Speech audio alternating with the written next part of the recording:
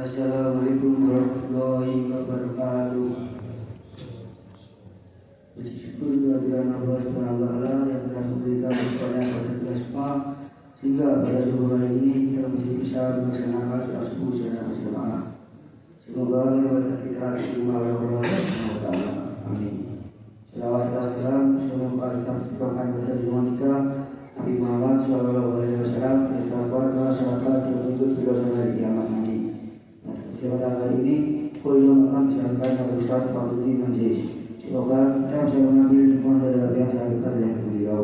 Kata Ustaz Fadluddin Aziz, kami persilakan. Terima kasih. Wassalamualaikum warahmatullahi wabarakatuh. Assalamualaikum warahmatullahi wabarakatuh. Innal hamdalillah nahmaduhu wa nasta'inuhu wa nastaghfiruhu wa na'udzu billahi min syururi anfusina wa min sayyiati a'malina. Man yahdihillahu fala mudilla lahu wa man yudlil fala hadiya lahu. Asyhadu an la ilaha illallah wahdahu la syarika lahu wa asyhadu anna Muhammadan abduhu wa rasuluhu la nabiyya ba'da.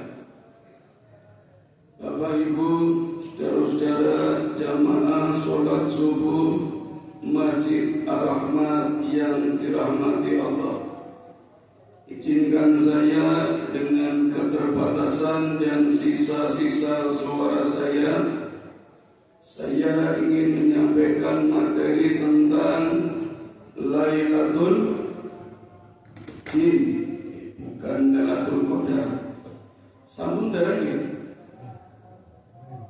Terang. Kalau sudah tak ganti Lailatul Malaikat.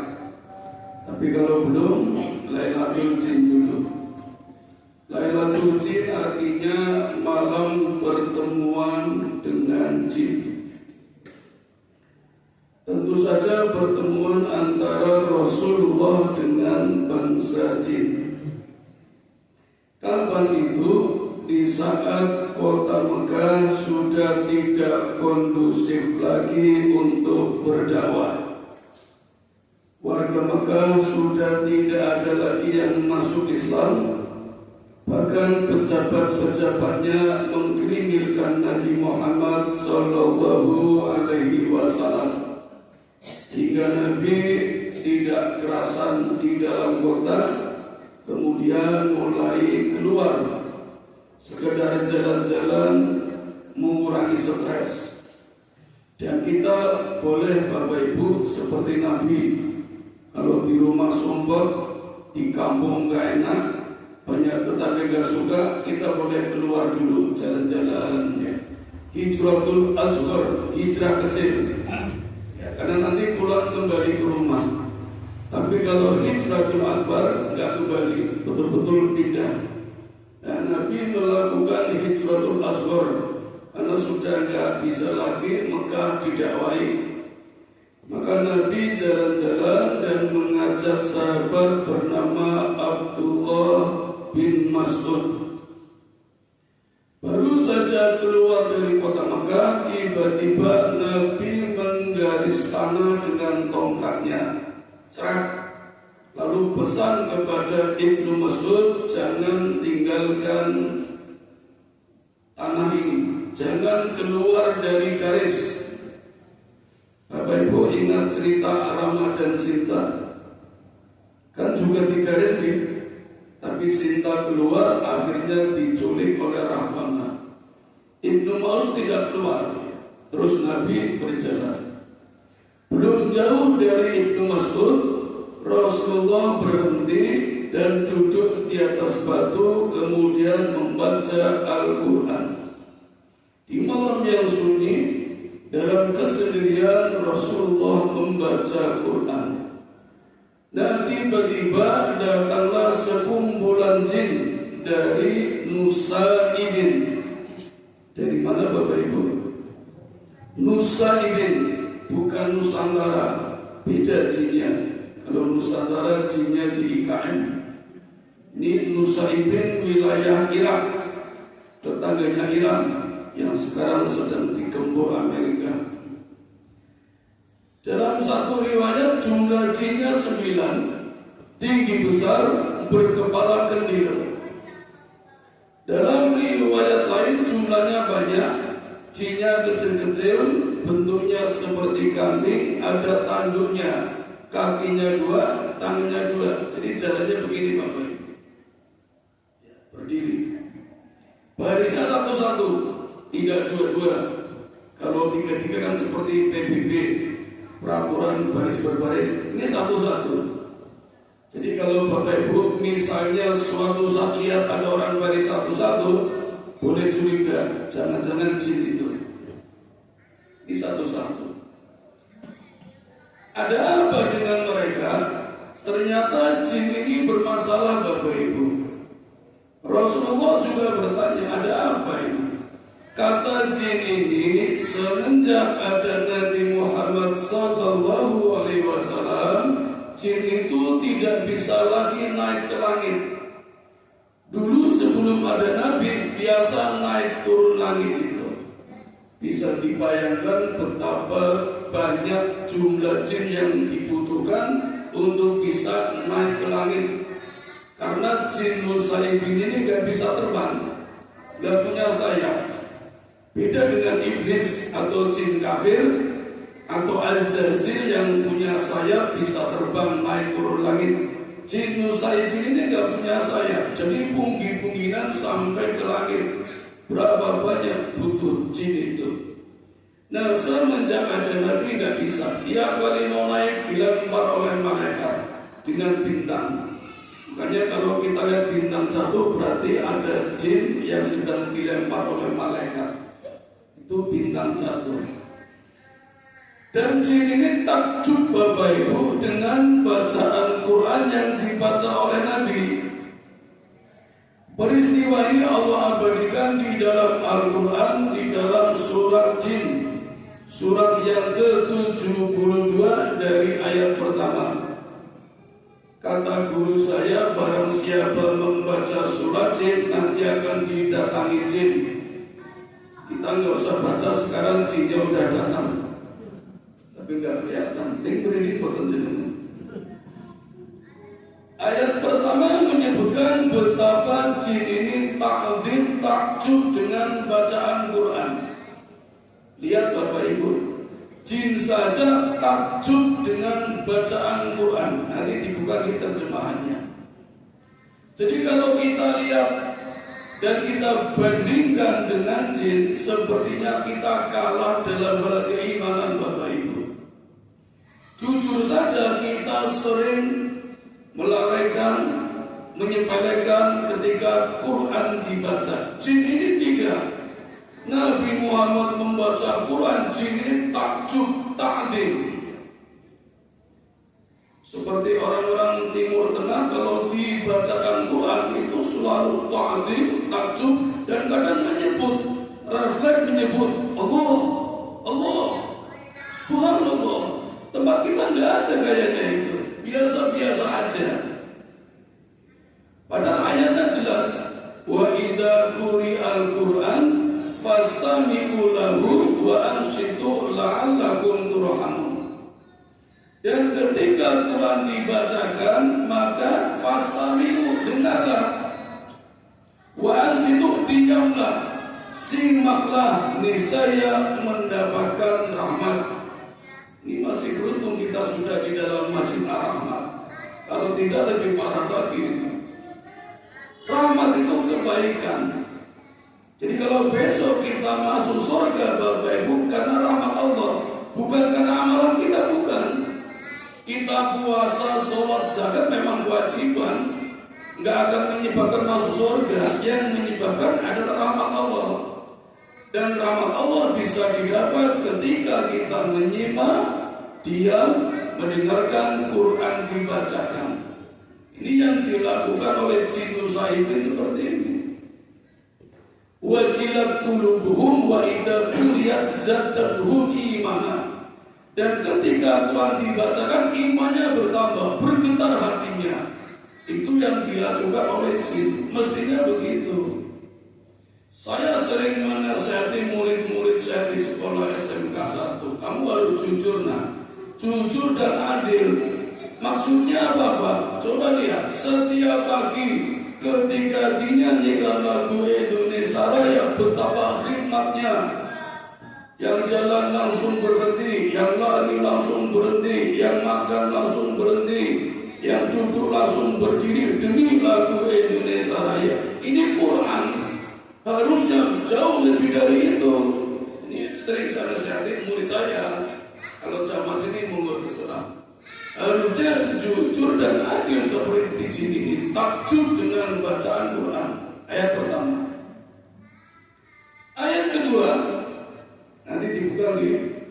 Jin ini langsung beriman, langsung bersyahadat di depan Rasulullah Muhammad Sallallahu Alaihi Wasallam, masuk Islam tanpa banyak berpikir. Kita kadang manusia banyak berpikir, malah gak jadi masuk Islam. Lihat aja di televisi, di podcast, wawancara dengan alim ulama, ustaz. Tapi sampai sekarang yang mewawancarai juga gak masuk Islam. Padahal ilmunya sudah banyak.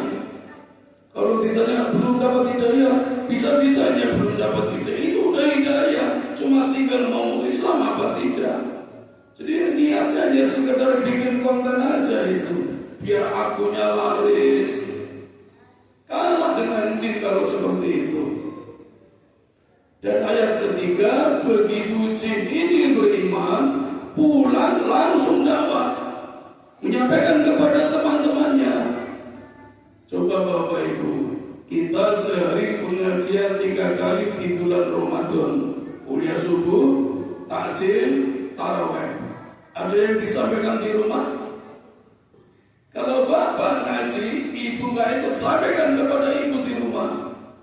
Ibu ngaji, bapak tidak, sampaikan kepada bapak di rumah. Dua-duanya ngaji, anaknya nggak sampaikan pada anaknya. Kalau tidak sempat menyampaikan kepada tetangga, masyarakat luas, keluarga paling tidak. Jadi itu begitu Bapak Ibu, langsung pulang, langsung dakwah.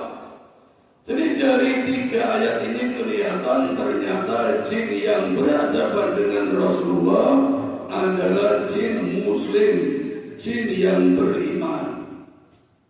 Monggo nanti Bapak Ibu dipraktekkan agar tidak kalah dengan jin Nusaibin. Ini jin yang beriman, jin muslim. Bapak Ibu yang dirahmati Allah, dalam hadis yang diriwayatkan oleh Imam Bukhari, Nabi mengelompokkan jin menjadi 3. Ada jin yang bersayap, namanya iblis tadi. Ada jin yang berwujud babi dan anjing dan ular. Ada juga jin yang berpindah-pindah. Dalam hadis lain, Nabi juga mengklasifikasikan jin menjadi 3. Jin yang kafir, namanya iblis tadi. Kemudian jin muslim seperti jin Nusaibin, dan ada juga jin yang fasik. Jin fasik itu tadinya muslim, tapi nggak sholat, nggak puasa, nggak zakat. Itu namanya jin fasik atau jin munafik. Jadi kalau kita Islam, KTP muslim tapi tidak sholat, tidak puasa, tidak zakat, itu namanya fasik, sama dengan jin. Kemudian berdasarkan ilmunya, ada jin yang bodoh, namanya jin am. Jin am itu jin yang bodoh, tidak punya ilmu, nggak punya ilmu, karena memang mereka Sekolah saja bolos terus, gak pernah berangkat. Tugas gak pernah dikerjakan, PR gak digarap. Bodoh itu, gak lulus sekolahnya. Ada yang lulus tapi gak punya ijazah. Ada yang punya ijazah tapi palsu. Ini jin-jin bodoh ini. Siapa yang termasuk jin bodoh? 1. Gendruwo. 2. Kuntilanak. 3. Sundel bolong. 4. Tuyul. 5. Kalong wewe. 6. Wewe gombel. Ini jin-jin bodoh. Mereka nggak punya rumah, maka sering menempati rumah-rumah kosong. Nah Bapak Ibu, yang rumahnya besar jangan biarkan kosong. Daripada kosong mending dikontrakan atau dipinjaman orang. Silakan pakai rumah saya, daripada kosong di tempat izin pakai aja. Itu malah balanya besar. Surga di depan mata daripada dikontrakan. Dikontrakan boleh, tapi dapat uang, tapi gak dapat surga. Tapi kalau tidak pakai saja, dapat surga. Surga sudah di depan mata daripada dipakai jin. Atau yang rumahnya besar, tapi anggota keluarganya kecil, jadi banyak kamar kosong, itu juga nanti dipakai. Maka Bapak Ibu jangan biarkan kamar itu kosong. Bacakan Quran tiap hari bergiliran. Misalnya hari Minggu, hari Ahad baca di ruang tamu, hari Senin di ruang tengah, hari Rabu di dapur, hari Kamis di kamar yang satu, Jumat kamar satunya, asal jangan di WC. Di WC pakai hati saja, jangan sampai ada kosong. Rumahnya besar, anggotanya sedikit, mendingan dijual, ganti rumahnya kecil, dipaskan aja, biar tidak dipakai jin-jin tadi. Jin goblok rumah saja nggak punya. Kalau nggak ada rumah masuk, mereka tinggal di mana? Di atas batu-batu besar, di bawah pohon besar, di pojok-pojok, di sungai-sungai. Pojok-pojok ada, cuma nggak kelihatan. Sukanya di pojok-pojok. Itu jin bodoh, jin am. Kerjanya hanya nakut-nakutin saja. Dan sebenarnya Bapak Ibu, mereka itu nggak ada di langit satu. Ini kan langit satu Bapak Ibu. Mereka ada di langit dua. Di langit dua, enggak di langit satu. Tapi kenapa bisa tampak di tempat kita? Itu hanya bayangan. Karena langit satu hanya memiliki 3 dimensi. Dimensi titik, dimensi garis, dimensi luasan. Misalnya di tengah masjid ada kayu, kita sorot dengan baterai, nanti kita kok ada bayangannya. Itu ibarat langit satu, ini langit dua. Saya sulit menggambarkannya, jadi kita coba. Misalnya ini langit dua, bayangan yang ada kita kok langit satu. Itulah dunia kita yang di langit satu. Hanya 3 dimensi, dimensi titik, dimensi garis, dimensi luasan. Yang di langit dua jin, maka jin bisa melihat kita nggak bisa lihat jin. Itu hubungannya seperti itu Bapak Ibu. Jadi kita nggak perlu takut, itu hanya bayangan. Nanti dicoba, kalau panjenengan tiba-tiba di hadapan ada kuntilanak, tabrak saja, nanti tembus, kan hanya bayangan. Nggak mungkin mental, nggak mungkin, hanya bayangan. Mereka juga cuma nakut-nakutin Bapak Ibu, karena mereka di langit dua, di langit satu hanya bayangannya. Meskipun mereka juga bisa ke langit satu, tapi harus ada perjanjian goib dengan orang yang membutuhkan. Siapa yang membutuhkan? Biasanya dukun-dukun dan tukang sihir. Nah, ketika dukun membutuhkan, baru mereka mau datang dan membuat perjanjian goib, minta syarat. Mungkin minta darah ayam, minta darah kambing, minta darah sapi, minta kepala kerbau, minta padi, pari, digantung di atas rumah yang sedang dibangun, padahal yang bangun orang Muslim. Kok bisa-bisanya kerjasama dengan jin? Atau menaruh sesajen di perempatan jalan, di pojok-pojok. Mereka baru mau datang jin itu, tapi jin yang goblok. Kenapa kita kerjasama dengan jin yang goblok? Yang pintar-pintar orang juga banyak. Nah itu jin am. Ada juga yang jin yang pintar, yang ilmunya tinggi. Namanya jin ifrit. Dibuat dari api. Badannya api, sayapnya api, senjatanya api. Dan ini ilmunya tinggi. Namun demikian pernah dikalahkan oleh Nabi Sulaiman. Ketika Nabi Sulaiman menjadi raja, jin ini protes. Lalu menyerbu Nabi Sulaiman dengan bala tentaranya, menyerang dengan senjata apinya. Oleh Nabi Sulaiman dihadang dengan angin, maka api itu mati. Dan Nabi Muhammad Sallallahu Alaihi Wasallam ternyata juga pernah menangkap jin ifrit. Ketika hendak sholat, jin ifrit datang, langsung ditangkap, dicekik oleh Nabi. Untung Nabi bilang, andai saja aku tidak ingat doanya Nabi Sulaiman, jin ifrit ini akan aku ikat di pohon di depan masjid di Madinah untuk jadi tontonan anak-anak. Untungnya Nabi Muhammad ingat doanya Nabi Sulaiman. Dulu Nabi Sulaiman pernah berdoa, ya Allah, jangan berikan kekuatanku menguasai jin pada orang setelahku. Ternyata Nabi Muhammad bisa. Tapi Nabi Muhammad menghormati seniornya, tidak menggunakan ilmunya, terus dilepas jin ifrit itu. Kalau nggak dilepas jadi tontonan anak-anak itu. Itu jin yang paling tinggi ilmunya.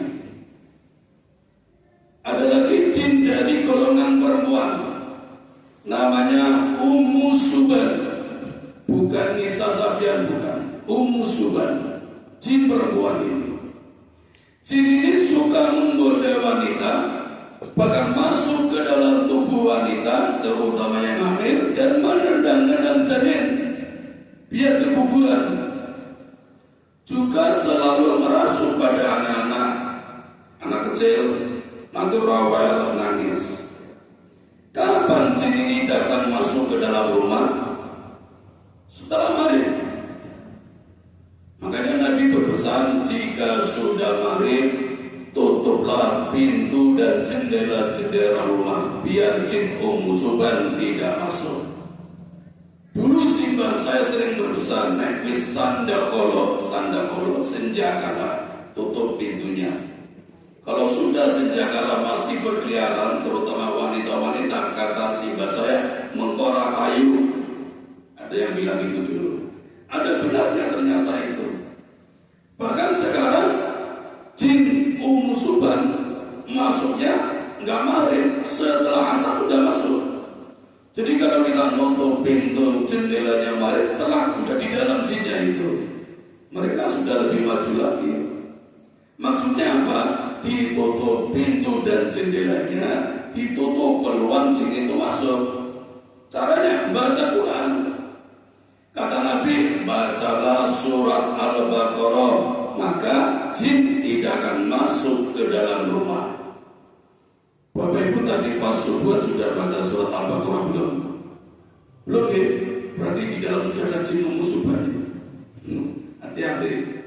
Harus ada penanggalnya itu.